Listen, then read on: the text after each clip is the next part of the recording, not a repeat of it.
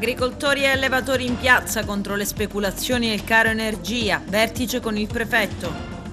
Trattamento dei rifiuti organici a Montallegro, via libera alla costruzione.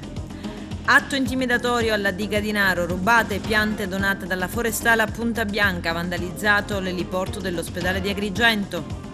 Calcio, vittoria dell'Acragas contro il Mazzara, il Pro Favara batte la Nissa, volley la SEAP sconfitta dal San Giovanni.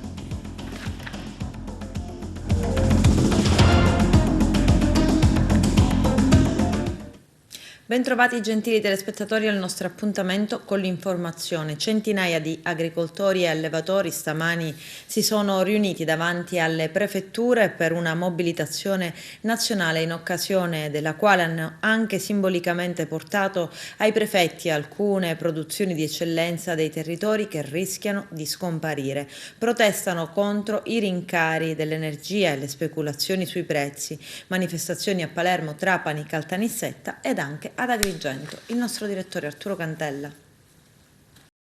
Manifestazioni stamani davanti alla prefettura di Agrigento della Coldiretti, che insieme a un centinaio di rappresentanti e agricoltori hanno manifestato per le condizioni in cui versa il comparto. Una manifestazione in linea con le iniziative nazionali che la Coldiretti sta organizzando in tutta Italia, quindi una delegazione del sindacato degli agricoltori si è recata presso la prefettura, presenti anche il sindaco Miccichè, in rappresentanza dei tanti sindaci presenti stamani, al fine di esporre le loro istanze al prefetto di Agrigento, Maria Rita Cocciufa. L'agricoltura sta vivendo forse la crisi più significativa degli ultimi decenni. L'aumento vertiginoso dei costi energetici, dal carburante alla corrente elettrica, dall'aumento della plastica a quello dei concimi, e poi dall'altro lato non si ribalta in un ritorno economico significativo alle nostre imprese, ci stanno portando al tracollo. Chiediamo un immediato intervento da parte del governo regionale e nazionale. Nazionale con lo svincolo dei fondi, dei tanto millantati fondi del PNRR, che possono dare il giusto contributo, una boccata di respiro per le aziende agricole, incentivando il fotovoltaico, incentivando la ristrutturazione delle aziende agricole, ma dall'altro lato il governo regionale vogliamo la rimodulazione del piano di sviluppo rurale, che faccia subito degli interventi tempanti come il bando del biologico, l'indennità compensativa, quindi tutte le misure a superfici che possono dare quella giusta boccata di respiro appunto alle nostre imprese, che altrimenti da qui ai prossimi mesi saranno nell'orlo del tracollo, producendo non in guadagno ma bensì in perdita. L'aumento delle bollette vi sta penalizzando anche il vostro settore? Assolutamente sì, pensiamo che da qui ai prossimi mesi comincerà la stagione irrigua, quindi pompe accese, celle e frigo accese per la commercializzazione della frutta, i caseifici che quotidianamente sono costretti a un esborso esagerato in termini di costi energetici appunto per mandare avanti i processi di caseificazione, i costi maggiori di trasporto, quindi viviamo veramente un momento di grande difficoltà. Chi di dovere, il governo, ci dia immediatamente una mano d'aiuto. Siamo la sentinella del territorio, senza l'agricoltura si ferma un intero territorio, non si ferma soltanto un settore che ricordo essere quello primario. Oggi è una giornata importante per l'agricoltura, io rappresento gli agriturismi che sono in un momento di una tempesta perfetta. Da un lato la pandemia che ha ridotto le presenze negli agriturismi, dall'altro l'aumento dei prezzi delle materie prime, dell'energia elettrica, di tutto quello che ne consegue, che ha portato un settore in ginocchio. Oggi siamo qua per chiedere aiuto al prefetto, allo Stato, e per vedere che cosa riescono a fare per uscire da quest'angolo, perché è impossibile andare avanti così. Tra l'altro lei è anche un noto imprenditore agricolo, produce un ottimo vino. Che risvolti ha sul suo settore? Ma sicuramente l'aumento delle materie, del vetro, dell'energia elettrica, di tutto quello che ne consegue, sta portando a un aumento indiscriminato dei prezzi, e di conseguenza siamo costretti anche noi ad aumentare i nostri prezzi con il rischio di uscire fuori dal mercato. È un momento sicuramente difficile per i consumatori italiani in generale, ma anche per il nostro territorio, per via anche di queste bollette, insomma c'è un caro vita in generale, oggi anche l'agricoltura protesta, un momento molto difficile post-Covid che magari in tanti non ci aspettavamo. Ma quando le materie prime crescono, il prezzo delle materie prime aumenta a dismisura. quando sull'acqua, sul pane, comprare un chilo di pane costa quasi 6.000 lire delle vecchie lire. Oggi una famiglia monoreddito, nella misura in cui lo abbia questo reddito, non è in grado di sopportare il costo della vita. E oggi questa manifestazione della Coldiretti qui dimostra che cosa coniuga un'associazione di categoria di produttori con i consumatori e gli utenti. Li coniugano i medesimi problemi, il costo di luce, gas, acqua, le materie prime come dicevamo poc'anzi, la tassazione elevata.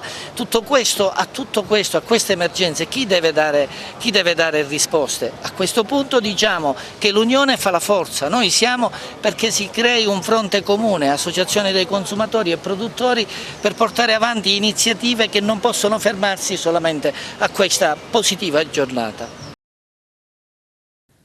Una croce con 6 cartucce calibro 12 adagiate alla carcassa di un uccello morto con un proiettile in bocca 357 Magnum sono stati rinvenuti nei pressi della diga San Giovanni di Naro. Il gesto ha il sapore di una intimidazione. La struttura è gestita dal consorzio di bonifica ex Agrigento 3. A fare la scoperta uno dei dipendenti che ha trovato la croce incollata con del nastro adesivo. Poi la chiamata ai carabinieri della stazione di Naro. I militari dell'Arma sono giunti sul posto e, informata la procura di Agrigento, hanno avviato le indagini sequestrando sia la croce che i proiettili. Massimo riservo investigativo. Trattamento rifiuti umidi, ok al nuovo impianto della Catanzaro Costruzioni a Montallegro. Il nostro direttore Arturo Cantella. Botta e risposta tra il sindaco di Montallegro Cirillo sulla costruzione dell'impianto di trattamento della frazione organica che dovrebbe sorgere in contrada a Rocca di Gallo a Montallegro e l'impresa Catanzaro Costruzioni che in un suo comunicato stampa afferma per mezzo del rappresentante, l'amministratore unico avvocato Giuseppe Panebianco, che è forte del sì della regione siciliana, dichiara come a nome della Catanzaro Costruzioni prendo atto con soddisfazione dell'adozione della delibera del 12 febbraio 22 pubblicata oggi, con la quale la Giunta regionale ha rigettato l'opposizione proposta dal Comune di Montallegro contro gli esiti della conferenza dei servizi decisoria che ha autorizzato la realizzazione di un impianto di trattamento dei rifiuti umidi in contrada a Rocca di Gallo. Viene così confermato l'esito positivo dell'iter autorizzativo, per quanto dilungatosi oltre 4 anni, continua Panebianco, durante i quali la società ha profuso ogni sforzo organizzativo e tecnico per corrispondere al meglio alle aspettative del territorio, che potrà finalmente fare affidamento su un nuovo impianto che rafforzerà la raccolta differenziata e aiuterà l'ambiente. Ma non ci sta il sindaco di Montallegro Cirillo, che in un suo comunicato stampa afferma come ho appreso che la giunta regionale investita dell'opposizione del comune di Montallegro avverso la determinazione conclusiva della conferenza dei servizi relativa al progetto di impianto Ford presentato dalla ditta Catanzaro, ha ritenuto di non accoglierla senza addurre alcuna valida motivazione. Al di là dei profili tecnico-giuridici rimasti ignorati, che comunque saranno portati all'attenzione del giudice amministrativo, con grave rammarico posso affermare che il governo regionale non si è dimostrato all'altezza del compito cui era stato chiamato, dimostrando di non aver saputo né voluto cogliere il valore politico che avrebbe assunto la sua decisione. Quale sindaco di una comunità che sono orgoglioso di rappresentare, rimango quindi fedele all'impegno preso con i miei cittadini, rassicurando loro che saranno intraprese quelle conseguenziali iniziative legali nelle sedi competenti per dimostrare i profili di illegittimità della ditta che rendono l'impianto della ditta Catanzaro non realizzabile nel territorio di Montallegro. I carabinieri della compagnia di Canicattì hanno arrestato un 43enne operaio di Racalmuto accusato di sfruttamento della prostituzione, maltrattamenti in famiglia, lesioni e violenza sessuale. L'uomo è accusato di aver picchiato la moglie, una 41enne casalinga del posto, costringendola a prostituirsi dietro compenso. È stata la donna a rompere il muro del silenzio e denunciare l'accaduto ai carabinieri. Al termine di un'attività investigativa coordinata dalla procura di Agrigento, il GIP ha firmato firmato la misura cautelare. La donna, dopo l'attivazione del protocollo del codice rosso, è stata collocata in una struttura protetta. Grazie a un finanziamento il Comune di Agrigento e la Protezione Civile entro l'estate saranno in grado di mettere in sicurezza il fiume Akragas. Stamani l'incontro con i residenti. Vediamo. Sindaco, un incontro oggi con gli abitanti del villaggio Peruzzo su alcune criticità. Sì, ci troviamo qui sul Viale Emporium e le criticità sono che le traverse, quelle lato est, naturalmente subiscono, quando ci sono le piene, durante le precipitazioni meteoriche, subiscono, diciamo, i danni dall'esondazione del fiume. Quindi abbiamo ricevuto già dei finanziamenti tramite la Protezione Civile proprio di pulizia degli argini, di messa in sicurezza degli stessi argini e anche una pulizia del fondo del letto del fiume, perché è pieno di detriti e di rifiuti di ogni genere. Speriamo in primavera di raggiungere questo obiettivo, così dare una certa sicurezza e tranquillità agli abitanti del luogo. Un incontro oggi con gli abitanti del villaggio Peruzzo per le criticità del fiume. La Protezione Civile cosa può fare fattivamente?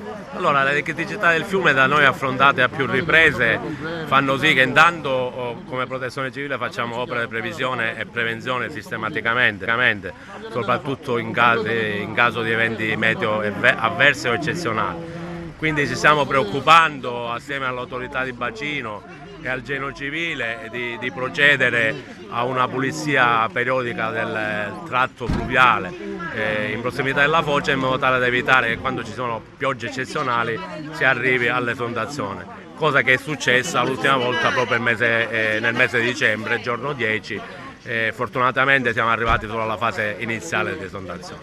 Quindi siamo vicini agli abitanti, anche l'amministrazione attiva lo è, c'è tutta la buona volontà per risolvere tanti problemi.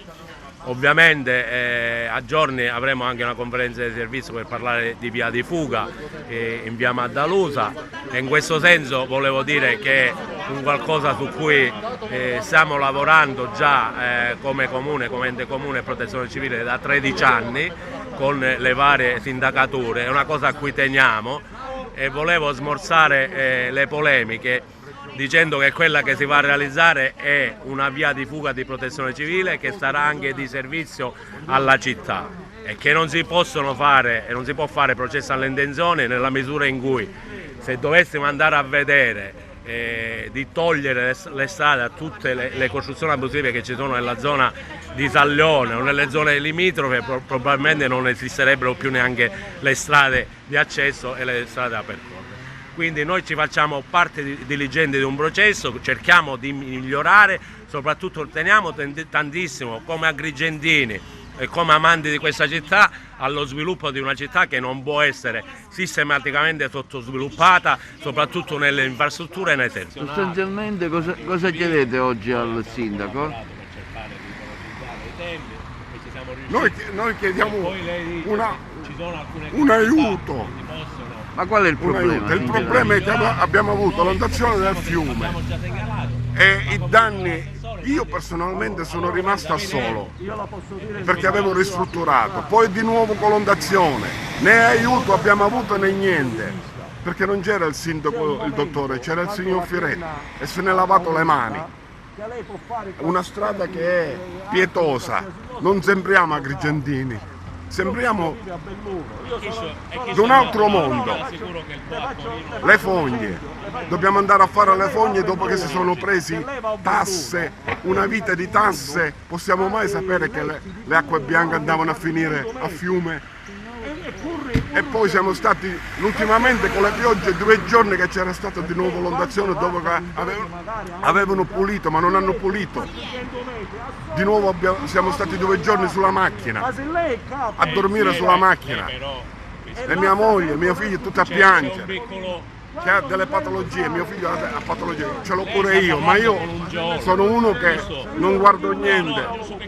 Vogliamo aiuto, che si viene pulito il fiume, che non fa più l'ondazione e magari un aiuto per le fogne. Non possiamo noi con le tasse che ci sono andare a pagare per la fogna, a metterci in regola per la fogna. Noi siamo agrigentini, ci segniamo di essere agrigentini, cittadini, ma che vogliamo un aiuto. Sono uno dei primi abitanti del villaggio Perugia. Sì, quali sono le sue lamentele che ha fatto il sindaco? Le lamentele sono queste, che noi abitiamo in via Apollo come altre traverse di via Emporium.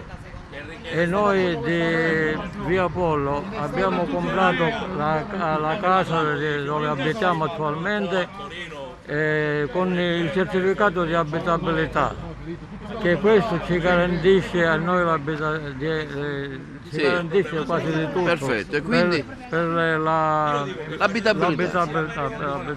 Sì, ma cosa lamenta lei? Abbiamo di dare un'assistenza, di fare le fognature che ci spettano. Non ci sono le fognature attualmente in via Apollo? Però cioè nel 2020 ancora non ci sono le fognature. Bene. E noi siamo disposti e dove scaricate per ora?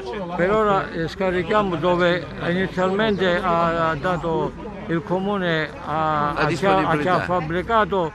C'è un pozzo nero che avete? Noi non lo so, io ho comprato la casa e non lo so dove scarico attualmente. Io scarico dove attualmente allora i costruttori mi hanno venduto la casa, lì scarichiamo noi, perché quando io ho comprato quindi la voi casa, chiedete di fare le fogne? Sì, fare le fogne, esatto, se non ci sono, dove non ci sono. Purtroppo dopo l'ultimo tavolo tecnico fatto a Palermo dal commissario Croce, in cui erano state stabilite le nuove date di intervento in cui i 2 ponticelli di attraversamento al villaggio Visconti dovevano essere rifatti, devo dire, in pochi giorni, evidentemente anche queste date sono saltate. La prima doveva essere il 10 gennaio, ma come vediamo siamo arrivati a fine febbraio e ancora non si muove nulla. Addirittura era stata data la data di fine febbraio come completamento dei lavori, ma tutto appare fermo, a quanto pare a causa di servizi e sottoservizi ancora una volta non spostati da parte di Telecom e di Enel. Un'opera di questo tipo in cui sono interessati Telecom, Enel o Italgas è chiaro che va progettata e programmata per tempo. È impensabile che ancora oggi, questa mattina, ci troviamo in via Nicosia in cui dovrebbe vigere il divieto di transito perché dovrebbero iniziare i lavori di abbattimento del ponte e ancora vediamo i tecnici che dibattono su quale cavo spostare. È un ritardo inconcepibile che soprattutto la popolazione non riesce più a sostenere, in quanto la via principale, che è la via direzione artiglieria, continua a essere chiusa. È chiaro che queste dimissioni non solo del sindaco ma di tutta la giunta sono un danno per la città, perché lasciano in giro numerosi cantieri e numerose manutenzioni in corso a cui i cittadini oggi non sanno più a chi rivolgersi. Perché le 2 vie secondarie, che sono la via Militare e la via Polveriera, sono ridotte a un autentico colabrodo. Io ho sentito molti residenti che, stanchi dopo 2 anni e mezzo, stanno iniziando a pensare a fare un esposto alla procura. Sono completamente sparite un centinaio di piante donate dalla forestale per abbellire la collina di Punta Bianca. È rimasto soltanto un lungo solco sul terreno, un lungo scavo dove le piante avevano messo radici prima di sparire nel nulla. I ladri hanno scavato accuratamente per estirparle.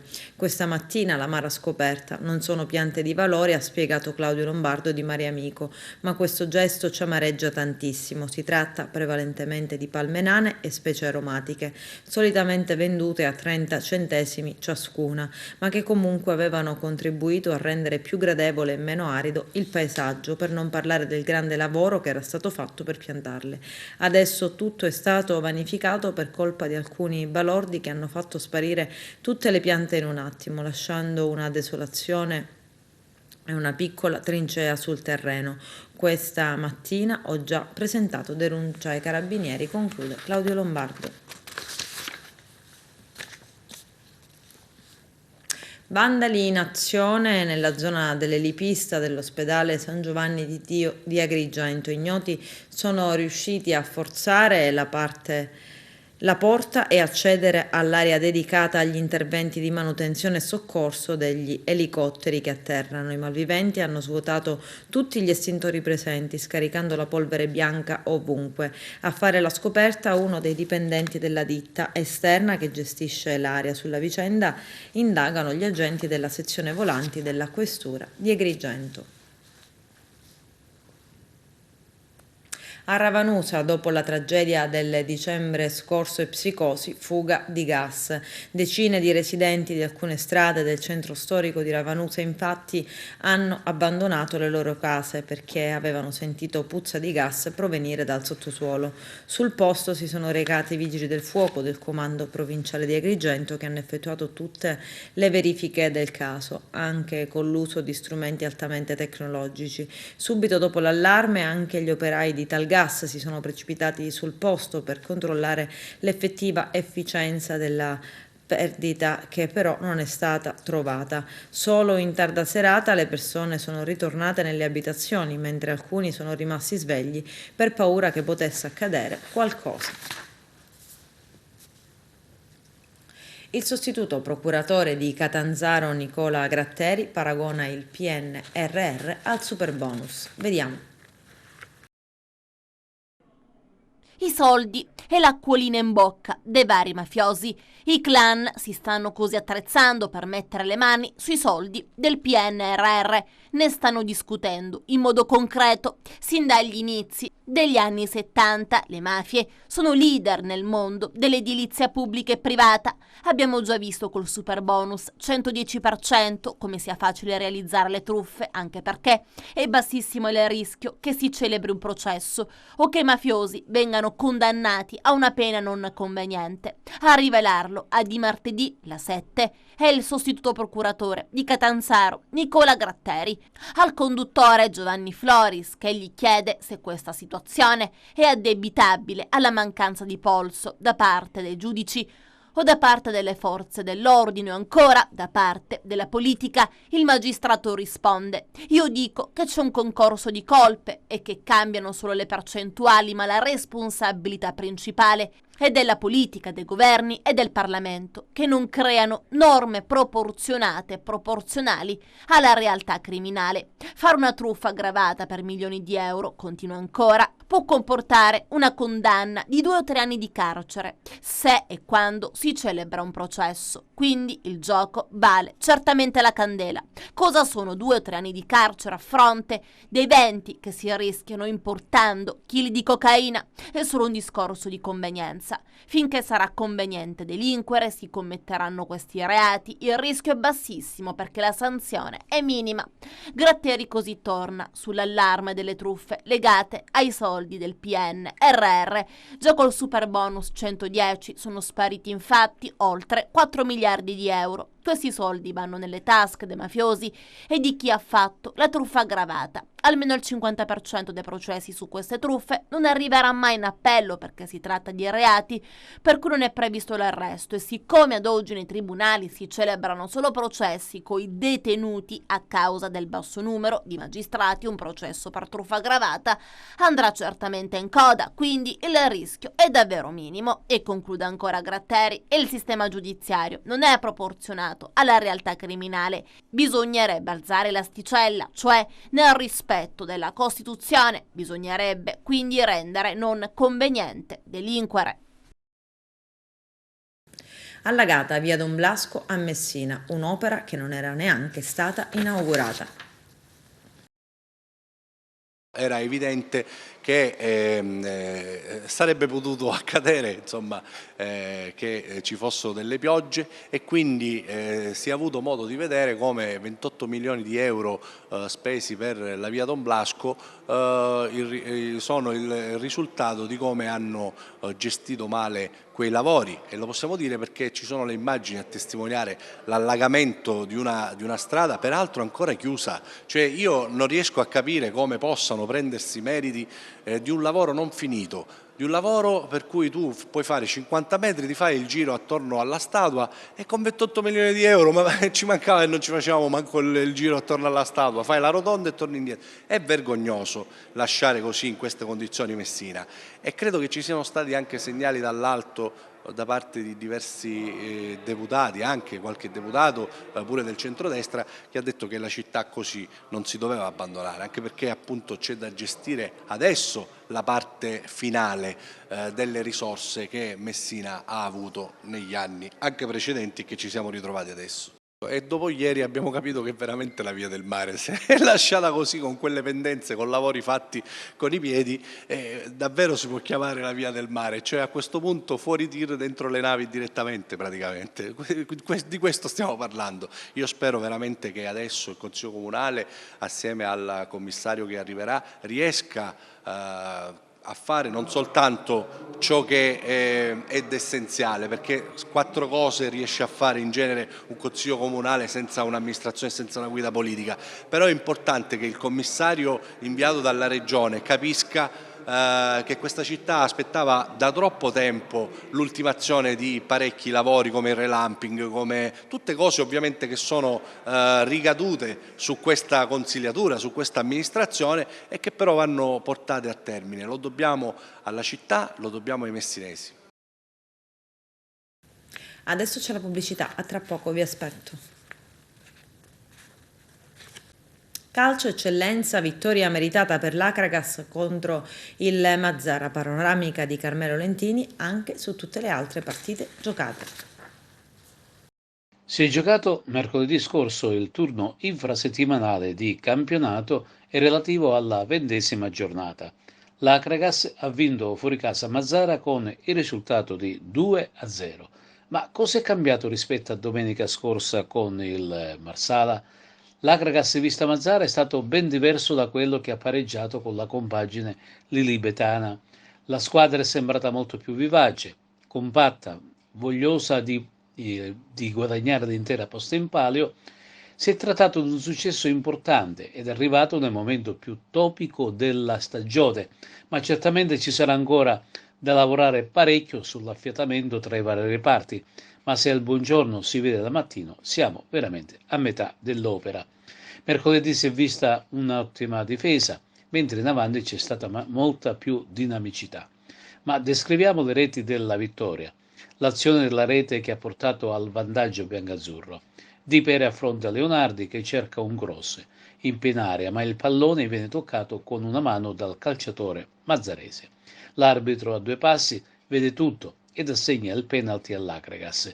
Dagli 11 metri trasforma Pavisevic al suo secondo gol consecutivo stagionale. Si va a riposo con il vantaggio acragantino.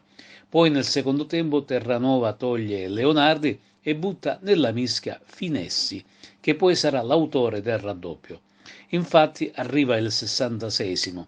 L'Acragas batte un calcio d'angolo con Majorano. Cipolla colpisce di testa e costringe il portiere Pizzolato ad una deviazione.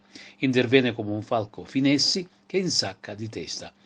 3 punti che consentono di rimanere aggrappati al terzo posto in attesa della prossima sfida interna contro il Monreale. Intanto il capolista Canicattì passa anche a Castellammare con le reti di Matera e Iraci e così consolida la vetta della classifica. Canicattì in inferiorità numerica per l'espulsione di Garufo. Anche il Castellammare ha terminato la gara in 10. Brutto ritorno invece di Pino La Bianca sulla panchina del Casteltermini che dopo una gara gagliarda è stato punito da un gol di Elton proprio allo scadere della partita, vale a dire all'88esimo. Goleada del Don Carlo Misilmere a Palermo sul campo del CUS. Impresa esterna dell'Unitas Sciacca che vince sul campo dell'Oratorio Marineo grazie alle reti di Messina e Presti. Marsala ed Enna si dividono la posta in palio 2-2, è stato il risultato finale. Scorpacciate di reti per il malcapitato Monreale in casa con la Parmonval, proprio 0-7. Infine la Pro Favara merita un discorso a parte. In casa contro la Nissa, sino all'86esimo perdeva per la rete segnata dal nisseno Retucci. Poi c'è stato una sorta di assalto alla baionetta e così all'87esimo pareggiava con il difensore Fragapane. Poi, sulle ali dell'entusiasmo, vince la gara al 91esimo con Marino. Una gara che certamente rimarrà negli annali del club favarese. Vale a dire che si è passati direttamente dall'inferno in paradiso. Ma vediamo un po' quali sono stati i risultati di questa 20ª giornata. Castellammare Canicattì 0-2, Casteltermini Mazzarese 0-1, Cus Palermo Misilmeri 0-4, Marineo Sciacca 1-2, Marsala Enna 2-2, Mazzara Akragas 0-2, Monreale Parmonval 0-7 e concludiamo con Pro Favara Nissa 2-1. La classifica non cambia di granché. Mister, l'Akragas bella concreta, vince con merito contro l'ospite battagliero Mazzara. Sì, finalmente dopo pochi giorni siamo riusciti, diciamo, a cancellare la prestazione di domenica contro il Marsala. Sono contento per i ragazzi perché hanno dimostrato che hanno tanti valori, soprattutto perché sono riusciti a portare via 3 punti da un campo difficile, un campo ostico che conosco molto bene. È stata una partita molto tattica, al primo tempo abbiamo sofferto un po' l'incursione di Boladis sulla nostra sinistra, poi penso che nel secondo tempo abbiamo gestito bene quello che era il palleggio. Che importanza hanno questi 3 punti per i biancazzurri e soprattutto per la sua avventura sulla panchina dell'Akragas? Sono 3 punti che ci permettono di lavorare con più serenità, ci danno più convinzione, come ho detto domenica dopo la gara è più una questione mentale che altro, però dobbiamo essere intelligenti e capire che questo è un punto di partenza. In cosa deve ancora migliorare la sua Akragas? Onestamente a livello di gioco deve migliorare tanto per come voglio che giochino le mie squadre, però è chiaro che oggi serviva una reazione e la reazione c'è stata e questo ci fa ben sperare. Dedica speciale per questa vittoria, la sua prima vittoria sulla panchina biancazzurra? La dedico ai tifosi, ai giocatori e al presidente perché ho trovato una società veramente con grande cuore. Il Pro Favara conferma di essere in un momento di forma importante. La squadra giallo-blu ha infatti conquistato il suo 3° successo consecutivo, nonché 10° risultato utile di fila nello scontro del Bruculeri contro la Nissa. A tutti gli effetti un incrocio diretto per la zona play-off. Grazie a questa vittoria i giallo-blu salgono a quota 37 punti, consolidando il 4° posto e allungando di 6 lunghezze rispetto alla 6ª piazza occupata dall'Enna. Vediamo. Sì, sicuramente, perché per come si era messa la partita e per come l'abbiamo ribaltata solamente dei grandi uomini, dei grandi calciatori lo potevano fare e oggi i miei ragazzi l'hanno dimostrato. Un Pro Favara dai 2 volti, il primo tempo così, il secondo tempo tutt'altra stoffa. Sì, siamo partiti male, bisogna essere anche consapevoli che abbiamo subito trovato una Nissa aggressiva che ci ha messo in difficoltà e noi non riusciamo a controbattere le loro ripartenze e quindi abbiamo sbagliato parecchi fraseggi, parecchie giocate, parecchie situazioni al di là che ci potevano essere o no dei calci di rigore, delle situazioni dove la traversa di Aureliano. Però il secondo tempo praticamente abbiamo cambiato ritmo, abbiamo cambiato passo, abbiamo cambiato intensità e questo ci ha permesso dopo di uscire fuori alla distanza, perché incontrare una squadra così oggi molto giovane, quella della Nissa, aveva gamba, aveva ripartenze, non era facile, quindi siamo stati bravi a non farli ripartire, a non dargli profondità, ma soprattutto di ripartire colpo sul colpo e quindi poi alla fine credo che meritatamente questa squadra la voleva questa vittoria e credo che l'abbia ottenuta. Hai indovinato 3 sostituzioni, una più appropriata dell'altra. Rinoldo, Camilleri, Bamba. È cambiato il volto del Pro Favara? È cambiato perché mi serviva più velocità, più ritmo, più intensità. nulla togliendo che chi aveva giocato fino allora aveva disputato una buona partita, aveva giocato con la squadra, aveva comunque fatto la propria parte. Poi il secondo tempo mettendo qualche elemento di più velocità, di più intensità, più questo che ci serviva, e l'abbiamo messo in difficoltà e lì praticamente abbiamo ribaltato la partita. Però voglio dire, tutti quelli che oggi hanno giocato, a mio avviso, hanno fatto una buona prestazione. Domenica c'è uno scontro di alta classifica a questo punto, a Misilmeri. Ma noi ci mancano 2 o 3 punti per la salvezza, quindi siamo sempre con i piedi per terra. È bello vincere al 90°, è bello vincere in questa maniera, però non dimentichiamoci le nostre origini, quindi questa squadra deve rimanere sempre compatta, soprattutto con i piedi per terra, e deve continuare a lavorare. Mancano 10 partite alla fine, abbiamo disputato in 11 giorni 4 incontri, quindi questo ti leva energie fisiche e anche energie mentali. Domenica andiamo a chiudere il ciclo delle 5 partite in 15 giorni, in 14 giorni, e cercheremo di fare una buona partita anche a Misilmeri. Quando firmerai il contratto a vita con il Pro Favara? No, queste cose non esistono per me. Io sono un uomo da campo, sono un lavoratore, sono uno che si deve guadagnare la fiducia e il rispetto. Quello che sto facendo io in questo momento. Ho la possibilità di lavorare in una società con delle grandi persone, con delle persone per bene, persone che ti fanno lavorare bene, e quindi per me questo è un onore. Io ho un progetto che è stato affidato a ottobre, quando sono arrivato. Il 16 aprile finirà il campionato e poi vedremo cosa succederà. Sì, era importantissimo continuare la nostra striscia positiva. Oggi giocavamo con una squadra che avevamo dietro qualche punto, era importante allungare, l'abbiamo fatto. Alla fine un po' fortunati, però penso che nell'arco poi della partita, al di là del fatto che il primo tempo eravamo un po' frenati, però meritavamo il primo tempo qualche rigorino che l'arbitro non ci ha concesso, però poi ci siamo parlati, ci siamo uniti nello spogliatoio, abbiamo detto mancano 50 minuti, diamo tutto quello che possiamo dare, e alla fine siamo stati, penso, ripagati per quello che abbiamo dato in campo. Tu sei l'ultimo arrivato, mi dai così un giudizio quasi da esterno di questo spogliatoio del Pro Favara? Penso è facile magari oggi dire uno spogliatoio unito, bel gruppo, che comunque le vittorie portano serenità, uniscono e caricano l'ambiente, però devo essere sincero, ho trovato intanto una squadra giovane con una voglia di migliorarsi pazzesca, e poi c'è grande affiatamento e rispetto tra di noi, perché comunque vedo che anche in queste settimane dove c'è stato ci sono state 3-4 partite di fila, ragazzi sempre sorridenti, sempre pronti ad allenarsi a 1000, sempre pronti a dare l'anima l'uno per l'altro. Penso che anche oggi si è visto, perché fino alla fine non si molla mai, e penso che assieme al mister, alla dirigenza e tutti hanno prima che arrivassi io, ma oggi ci sono io e me ne sono accorto ancora di più, hanno creato una famiglia importante, e questo penso che possa essere la forza in più da qui in avanti.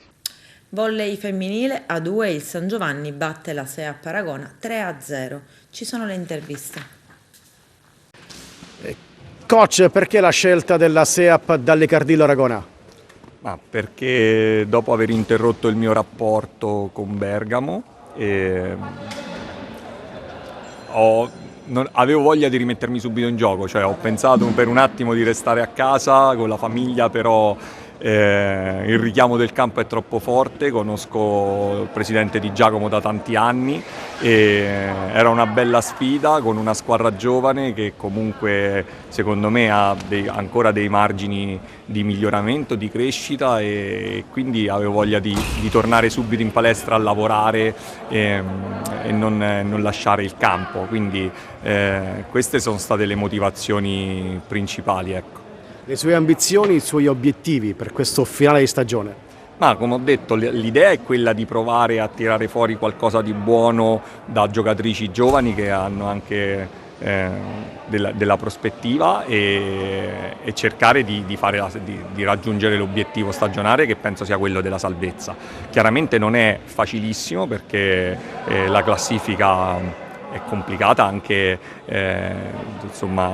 la legge del girone della pool retrocessione non è delle più semplici da affrontare, però secondo me dopo la bellissima prestazione di domenica scorsa contro il Sassuolo, la squadra ha dimostrato che col giusto atteggiamento, con le giuste motivazioni può fare anche risultati importanti. Adesso affronteremo una settimana difficile di trasferte, 3 partite in 7 giorni, che però sono molto importanti e che se ci porteranno in doti i punti in ottica pool salvezza saranno davvero fondamentali. Parliamo della gara di questa sera, lei era in tribuna a seguire la partita, chi Aragona ha visto e che partita è stata? Ma sicuramente ho visto da una parte una squadra molto consistente che ha fatto una buonissima pallavolo, ben allenata, ben orchestrata, che aveva preparato bene la partita e che ha battuto fortissimo. Ho visto una Aragona a tratti buona, che ha saputo contrastare l'urto del San Marignano. In alcuni momenti ci sono stati dei blackout che poi li paghi con dei filotti di punti che sono difficili da colmare, però ripeto, la squadra è giovane e quello è tipico delle giovani, non riuscire a dare sempre continuità, soprattutto quando trovi di fronte una squadra che ti dà tanta pressione con un gioco molto rapido e quindi insomma non era facilissimo. Ripeto, molto un applauso sincero al San Marignano, le ragazze devono pensare alla prossima partita, testa alta e ricominciare in palestra da domani. Coach Barbolini, vittoria netta per il San Giovanni in Marignano contro la SEAP Dallicardillo Aragola, cosa ha fatto questa sera la differenza? Ma è difficile dirlo così a caldo dopo la partita, direi che noi ci abbiamo messo dal nostro sicuramente abbastanza attenzione alle cose che magari in alcune partite sono dei dettagli, ma che in questo periodo dove giochi ogni 3 giorni, dove la stanchezza si fa sentire, era meglio, gli ho detto con le ragazze, era meglio essere lucide piuttosto che potenti, quindi penso che ci abbiamo messo la giusta attenzione e questo sicuramente in questo periodo paga più che l'aspetto fisico che per forza dobbiamo salvaguardare visto gli impegni ravvicinati. Questa sera che partita è stata? È stata una partita come tutte le partite, comunque difficile se non altro dal punto di vista dell'approccio, perché non sai mai veramente come il tuo fisico, la tua mente risponderà all'avversario e quanto l'avversario metterà in campo, perché è un campionato così, è sempre stato così. È stata una partita più difficile forse nel pre-partita, che poi in campo un po' ti sciogli, un po' non ci pensi e quindi dopo diventa tutto un po' più semplice. Obiettivi del vostro campionato? L'obiettivo è fare il meglio che possiamo. Siamo partiti dichiarando l'estate scorsa di voler entrare nei playoff e di giocarci tutte le partite al massimo. L'abbiamo fatto egregiamente secondo me fino adesso, quindi continuiamo a giocare, mancano poche partite e le giocheremo tutte in casa, quindi sicuramente venderemo cara la pelle contro chiunque. Con questo è tutto, termina qui l'edizione del telegiornale. Grazie per la gentile attenzione e per essere stati con noi. A presto.